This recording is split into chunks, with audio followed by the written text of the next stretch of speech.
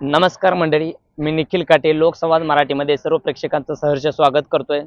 संपूर्ण तालुक्याचं जे नगरपालिका निवडणुकीकडे जे लक्ष लागून राहिले आहे, खरं तर त्याचा जो महानिकाल आहे तो उद्या म्हणजेच 21 डिसेंबर रोजी सांगोला या ठिकाणी पूर्ण पडणार आहे आणि त्यामध्ये प्रामुख्याने मतमोजणी होऊन सांगोल्याच्या राजकीय वर्तुळामध्ये ज्या प्रामुख्याने घडामोडी घडणार आहेत त्या खरं तर आपल्याला उद्या बघायला मिळणार आहेत। आणि याच पार्श्वभूमीवर जी काय सांगोला तालुक्यामध्ये मतमोजणीची जी काय तयारी आहे तर त्या अनुषंगाने सध्या आपण सांगोला शहरामध्ये जी पुण्यश्लोक राजमाता अहिल्यादेवी होळकर स्मृती भवन आहे या ठिकाणी ही मतमोजणी होणार आहे। आणि याच पार्श्वभूमीवर जी काय पोलिसांची जी प्रशासन यंत्रणा आहे त्याचबरोबर निवडणूक विभागाने जी काय तयारी केलेली आहे ते देखील आपल्याला पाहायला मिळते की सज्ज पद्धतीची अशी या ठिकाणी त्या ठिकाणी तयारी या ठिकाणी झालेली आहे। आणि यामध्ये जो विजयाचा गुलाल आहे तो खरं तर प्रामुख्याने कोण घेणार ही खरं तर सांगोला तालुक्यामध्ये महत्त्वाची गोष्ट ठरणार आहे। सांगोला तालुक्याच्या राजकीय वर्तुळामध्ये ज्या काही घडामोडी झाल्या तर प्रामुख्याने जर बघितलं तर त्याच्यामध्ये माजी आमदार शहाजीबापू पाटील असतील, आमदार बाबासाहेब देशमुख असतील, दीपक आबा असतील, याचबरोबर भारतीय जनता पार्टीच्या माध्यमातून यावेळेला सुद्धा जी काही चुरस होती त्यात देखील आपल्याला या पाहायला मिळाली।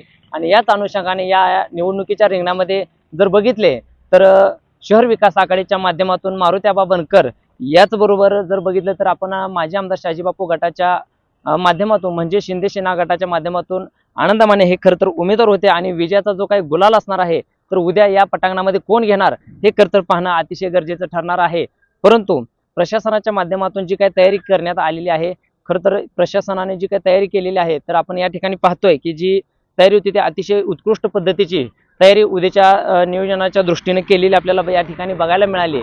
याचबरोबर जे काय नगरसेवक पदासाठी जे उभा राहिलेले जे काही उमेदवार होते खरं तर उद्या त्यांच्यासाठी सुद्धा ही जी काही विजय असणार आहे तो देखील या ठिकाणी महत्त्वाचा असणार आहे। यामध्ये जर आपण विचार केला तर शिंदे सेना आणि शहर विकास आघाडीच्या माध्यमातून 23 उमेदवार खरं तर या निवडणुकीच्या आखाड्यामध्ये उतरलेले आपल्याला बघायला मिळाले। यामध्ये प्रामुख्याने जर बघितलं तर यामध्ये 2 बिनविरोध सीटा म्हणजे उमेदवार जे आहेत ते त्यामध्ये निघालेले आहेत। प्रामुख्याने यामध्ये बिनविरोध जे उमेदवार होते त्यामध्ये आनंदा माने ज्यांच्या सुविद्य पत्नी ज्या आहेत राणी माने, खरं तर त्यांची बिनविरोध निवड प्रभाग 1 मधून करण्यात आलेली आहे, जे की शिंदे सेना गटाच्या उमेदवार आहेत। याचबरोबर जर बघितलं भारतीय जनता पार्टीच्या माध्यमातून बाळासाहेब केदार यांच्या जे काही उमेदवार आहेत सुजाता चेतनसिंह केदार त्या देखील त्या ठिकाणी बिनविरोध काढण्यात आलेले आहेत। खरं तर या 2 उमेदवारांचा अगोदर त्या ठिकाणी बिनविरोध निवड झाल्यामुळे त्यांचा गुलाल जो होता त्यांची मिरवणूक जी होती ती झालेली आहे।